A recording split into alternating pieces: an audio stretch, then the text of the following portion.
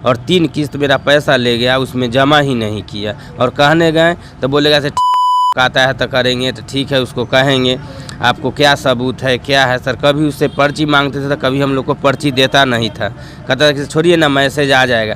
जब पहले मैसेज भी आता था उस टाइम का, जब सर पूछे तो बोला कि नहीं अभी लॉकडाउन है, से कोई मैसेज उसे नहीं आ रहा है, सब तो बंद है, से कोई दिक्कत नहीं, आप पैसा जमा करते जाइए, आपको जैगो बचेगा ना तैगो आपको अगला में हो जाएगा।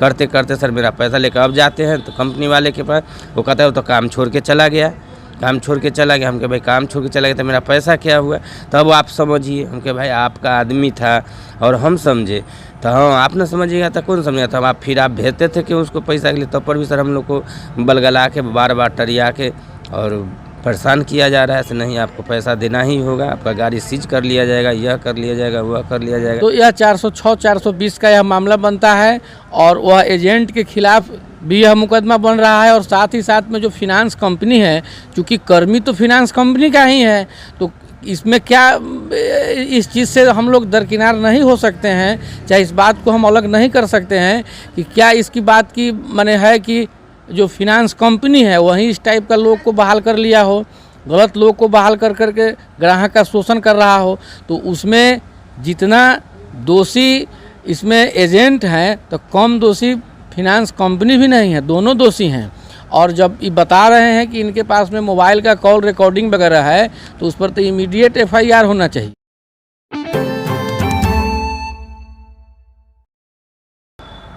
नमस्कार, आप देख रहे हैं चौपाल समाचार। चौपाल समाचार की हर खबर समाज पर करती है असर, और आज मैं इस खबर को दिखाने जा रहा हूं। ये खबर भी समाज से जुड़ी है और संबंधित है फाइनेंस कर्मियों की लापरवाही, उसके द्वारा किए जा रहे फ्रॉड और आपकी जागरूकता से। देखिए, मैं दर्शकों को कहना चाहूँगा कि कहीं ना कहीं लोग अपने जीवन को बेहतर बनाने के लिए लोन लेते हैं, कोई गाड़ी लेते हैं, कोई मकान लेते हैं, कोई और भी सारी चीज़ लेते हैं जो लोन पर लेते हैं, और उस लोन के EMI में कैसे झोल हो रहा है ना, आज उसी पर चर्चा होगी। ध्यान बनाकर देखिएगा, अगर ऐसा हुआ होगा आपके साथ भी, उसका भी निदान आज निकलेगा, जरूर ध्यान बनाकर देखिए। हमारे साथ सबसे पहले मैं परिचय दे दूं, हमारे साथ मौजूद हैं पुनः SK झा जी, अधिवक्ता हैं, वे मुजफ्फरपुर बिहार न्यायालय में, और ये एक पीड़ित हैं जिनके साथ गड़बड़ी हुई है, और ये है रमेश कुमार राय जी।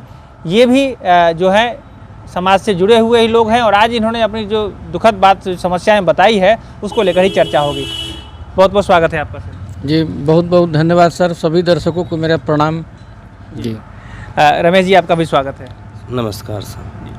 देखिए, मैं दर्शकों को कहना चाहूँगा कि ये जो समस्या है ये इनके साथ घटित हुई है। इन्होंने गाड़ी ली और गाड़ी लेने के क्रम में जो लोन लिया इन्होंने, तो EMI में इनके साथ बड़ा झोल हो गया, उसी पर बात हो रही है। हम इन्हीं से जानते हैं कि क्या है मामला।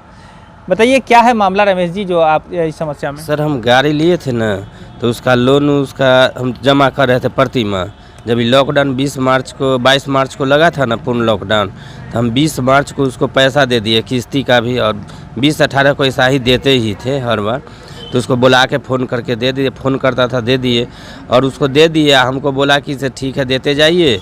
जब पूर्ण 22 तारीख से पूर्ण लॉकडाउन हो गया तो वो नहीं दिए, हम चौथा 5वां महीना नहीं दिए सर। और फिर बोला कि देखिए नहीं दीजिएगा ना तो गाड़ी तो आज न कल आपको ले लेगा, से सरकार बंद कर दी है, से जो नहीं दिया है उसका उतना 1-2 गो नहीं दिए हैं तो उतना आपको आगे भी देना ही पड़ेगा, माफ़ नहीं होगा, छूट नहीं होगा, आपको देना ही पड़ेगा।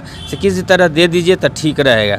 तो हम बोले कि ठीक है सर हो जाएगा, लेकिन हम क्या करें, 2-3 नहीं दिए सर, और वो हमको 6-7 गो कर दिया सर, और 3 किस्त मेरा पैसा ले गया, उसमें जमा ही नहीं किया। और कहने गए तो बोलेगा से आता है तो करेंगे, तो ठीक है उसको कहेंगे आपको क्या सबूत है क्या है सर। कभी उससे पर्ची मांगते थे तो कभी हम लोग को पर्ची देता नहीं था, कहता था कि छोड़िए ना मैसेज आ जाएगा। जब पहले मैसेज भी आता था उस टाइम का, जब सर पूछे तो बोला कि नहीं अभी लॉकडाउन है, से कोई मैसेज उसे नहीं आ रहा है, सब तो बंद है, से कोई दिक्कत नहीं, आप पैसा जमा करते जाइए, आपको जैगो बचेगा ना तैगो आपको अगला में हो जाएगा। करते करते सर मेरा पैसा लेकर अब जाते हैं तो कंपनी वाले के पास, वो कहता है वो तो काम छोड़ के चला गया, काम छोड़ के चला गया। हम कहे भाई काम छोड़ के चला गया तो मेरा पैसा क्या हुआ, तब आप समझिए। हम कहे भाई आपका आदमी था और हम समझे, तो हाँ आप ना समझिएगा तो कौन समझेगा। तब आप फिर आप भेजते थे कि उसको पैसा के लिए, तब पर भी सर हम लोग को बलगला के बार बार टरिया के और परेशान किया जा रहा है। ऐसे नहीं आपको पैसा देना ही होगा, आपका गाड़ी सीज कर लिया जाएगा, यह कर लिया जाएगा, वह कर लिया जाएगा। सर बताइए इसमें कैसे हम लोग क्या करें। जी, तो अभी आए हैं यहाँ। जी, तो हम आए हैं सर कोर्ट में, साहब से मिल ले। अब क्या सर, अभी निदान करते हैं अब साहब ही। जी, देखिए मैं भी अपनी भाषा में आपको बता दूं कि इन्होंने जो बात कही कि 3 महीने, ये जो 6 महीना बीच में उसको बोलते हैं मोरिटोरियम, जिसमें कि लोन का जो आपका EMI है एक्सटेंड कर दिया जाता है। 6 महीने तक नहीं लिया गया, बाद में लिया गया, जो मैं आपको स्क्रीन पर दिखा भी देता हूँ। तो उसमें क्या हुआ कि जो 6 महीने का जो मोरिटोरियम पीरियड था, उसमें भी 3 किस्त जो है लेकर के एजेंट चला गया और उसने कुछ बहाना बनाकर इनको रसीद भी नहीं दिया। वो रसीद क्यों नहीं दिया था, वो क्या बता रहे थे आप? बोला था कि सर लॉकडाउन है, सब बंद है, सर रसीद इसमें नहीं मिलता है, ना मैसेज आता है कुछ, उसे ही सब आपको हो जाएगा ना, जमा हो ही रहा है ना, कोई दिक्कत नहीं होगा। जी, तो देखिए ये जो है रसीद जो कह रहे हैं, इनको कहा कि चूँकि लॉकडाउन है, गांव ग्राम से जुड़े हुए लोग हैं, तो इनको रसीद नहीं दिया। कहा कि ये जो है सो अभी कोरोना के कारण सारा कुछ बंद है, ना रसीद मिल रहा है, ना आपको अभी कोई पेमेंट का मैसेज आएगा। इसको लेकर आगे आपको जानकारी मिल जाएगी, वो आपको अपडेट हो जाएगा। और पहले भी वो चूँकि आता जाता रहा था, इसीलिए इन पर विश्वास बनाकर उन्होंने धोखा दिया है। अच्छा, एक बात और बताइए कि इसको लेकर एविडेंस के रूप में क्या कुछ आपके पास मौजूद है जिसको कि आप प्रूफ कर पाएंगे कि हाँ ऐसा हुआ है आपके साथ? जब हम उसको दिए हैं पैसा, चाहे वो लिया है, तो हमको फ़ोन करता था, हम भी उसको करते थे, ठीक है सर आज नहीं कल आइए, चाहे परसों ना मुख्त तारीख को आइए, हम पैसा रखेंगे। जब पैसा हो जाता था हम उसको फ़ोन करके बोलते थे, चाहे वो आता था ले जाता था। मेरा फ़ोन प्रूफ है सब, फ़ोन जब भी बात किए तब फ़ोन से ही किए, उसका दिए बुला के। जी, तो देखिए इनके पास जो है ना फ़ोन में जो स्टेटमेंट था, जो इस तरह से इन्होंने पैसा दिया, स्टेटमेंट उनसे जो बात हुई, वो सब चीज़ का है इनके पास। अब देखना है कि इन समस्याओं को लेकर कि क्या निदान निकलेगा। और आज जो हमारे साथ पुनः जुड़े हैं SK झा जी, ये क्या बताएंगे लीगल पॉइंट ऑफ व्यू से, वो हम लोग समझने का प्रयास करते हैं। सर, इस मामले में जो यहाँ पर इनके साथ धोखाधड़ी हुई है, इसको लेकर क्या कहना चाहेंगे? क्या मामला ये बन रहा है, किस तरह से मुकदमा होगा? देखिए, यह फर्स्ट ऑफ ऑल यह मामला बन रहा है, यह 406 और 420 का, जो एजेंट के द्वारा यह अपराध कारित किया गया है। इसमें है कि ग्राहक है, वो तो ग्राहक जान रहे हैं जो फिनांस संबंधी जो कंपनी है उसको, और चूँकि बीच का एक मीडिएटर उसका एजेंट है जो पर मंथ आकर के पैसा इनसे लेकर के चला जा रहा है।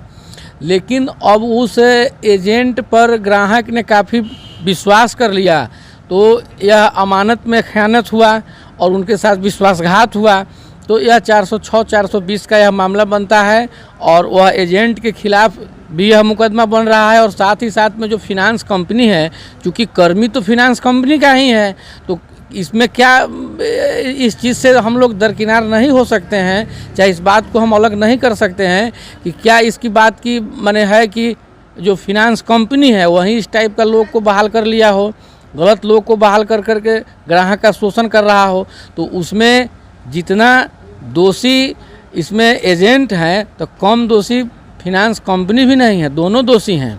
और जब ये बता रहे हैं कि इनके पास में मोबाइल का कॉल रिकॉर्डिंग वगैरह है, तो उस पर तो इमीडिएट FIR होना चाहिए। और ये करते हैं FIR तो इमीडिएट एक्शन में होगा और इस पर माने बहुत ही कठोर से कठोर उसमें कार्रवाई की व्यवस्था है।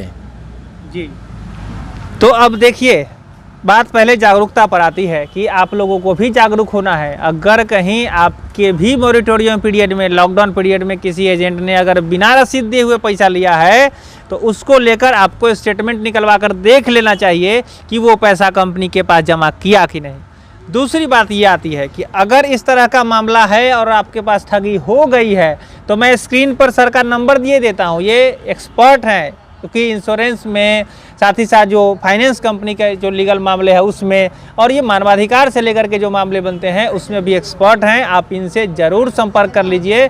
और एक बात और मैं बताऊंगा, क्योंकि इन्होंने पहले भी बताया, मैं इनसे पूछ ही लेता हूँ। अच्छा सर, कुछ गरीब लोगों के लिए क्या कुछ ऑप्शन आपके पास है? देखिए, जो फिनांस कंपनी से रिलेटेड जो भी लोगों की समस्या हैं और जो लोग आर्थिक रूप से तंग हालत से जूझ रहे हैं, गुजर रहे हैं, वे लोग ऐसा समझ रहे हैं कि नहीं हम कोर्ट में जाएंगे, हमको ज़्यादा समय लग जाएगा, हमारे पास पैसा नहीं है, वैसे लोग के लिए हम एडवोकेट एसोसिएशन सिविल कोर्ट में हम बैठे हुए हैं। वे लोग आकर के हमसे संपर्क कर सकते हैं। हम उन लोगों का केस मुफ्त में लड़ने का हमने पूर्व में ही घोषणा कर दिया है, क्योंकि जो यह प्राइवेट जितने भी फिनांस कंपनियां जो अभी चल रही है, कुकुर मुत्ते की तरह यह पूरे भारत में जकड़ लिया है, खास करके मुजफ्फरपुर तो पूर्ण रूप से गिरफ्त में आ गया है। तो यह ईस्ट इंडिया कंपनी की ढर्रे पर यह काम कर रहा है, लोगों को शोषण कर रहा है। तो इनसे जो भी पीड़ित और शोषित लोग हैं वे आकर बेझिझक आकर के हमसे संपर्क करें और समाचार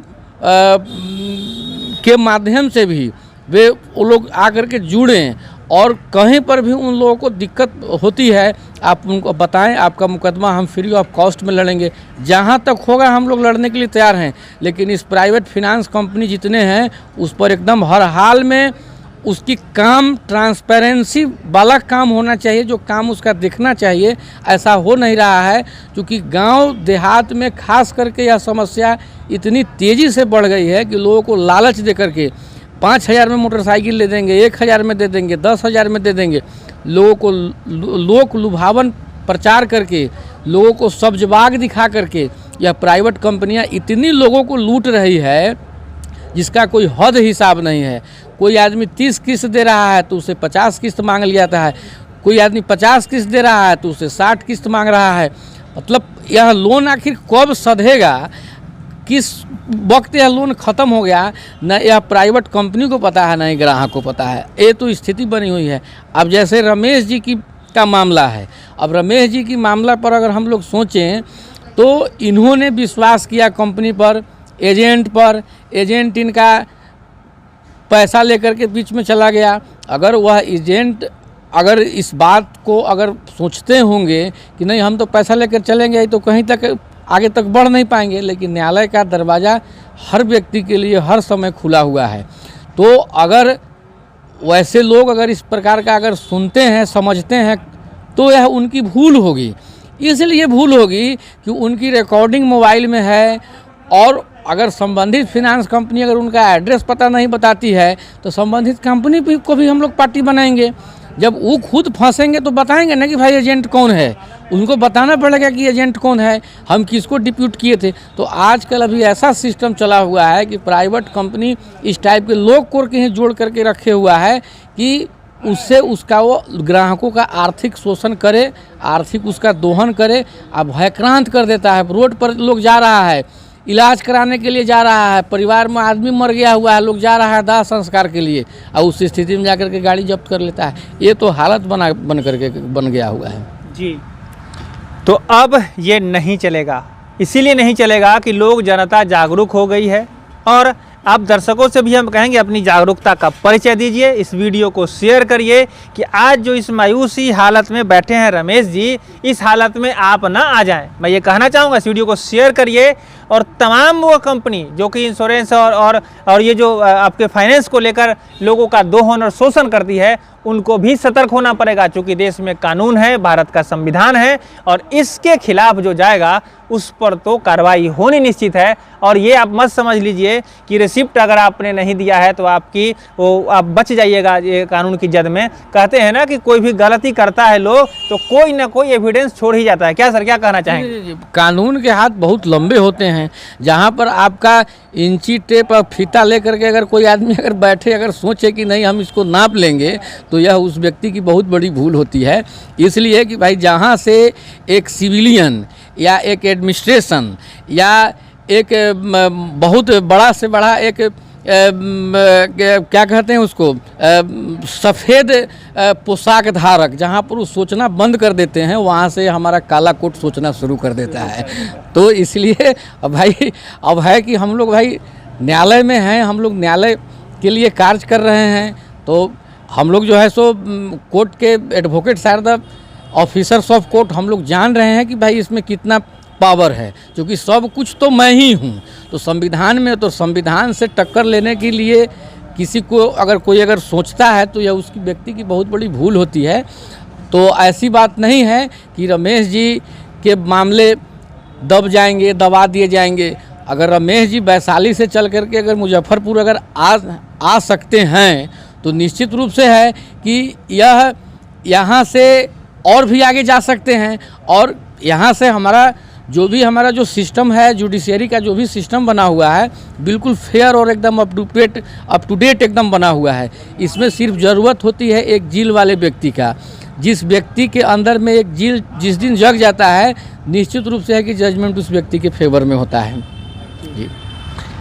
तो अब हो गया है दंगल शुरू, और इसको लेकर हम सभी लोग अपनी कमर कस लें, क्योंकि आप जागरूक होंगे ना तभी देश जागरूक हो सकेगा, क्योंकि देश आपसे है। एक एक नागरिक इस देश का जो है ना वो मजबूती के साथ जब अपने जो उत्तरदायित्व का निर्वहन करेगा, जो अपने अधिकार की मांग करेगा, तभी जाकर देश मजबूत होगा। इसलिए जगिए, सभी लोग हम लोग साथ हैं। चौपाल समाचार की पूरी टीम आपके साथ है। हम लोग लगातार, पहले भी आपको मैं बता दूं, एक खबर हमने चलाई थी जिसको लेकर आपको मैं अपडेट आगे दूंगा, क्योंकि उसको लेकर थोड़ी सी न्याय की बात सामने आई है जो मैं आपको आगे अपडेट दूंगा। लेकिन आज की जो बातें रमेश जी के साथ हुई है ये दोहराए ना, इसलिए आप सभी इस वीडियो को शेयर करिए। अपनी समस्या की जानकारी भी हमारे चौपाल समाचार के नंबर पर भी आप सूचित कर सकते हैं। साथ साथ जो इनका नंबर है एडवोकेट जी का, उनका भी नंबर आप SK झा जी का, उनसे भी आप संपर्क कर सकते हैं। यही आज की बातें हैं। तो रमेश जी, आज जो आपने सुना है इसको लेकर संतुष्ट हैं आप?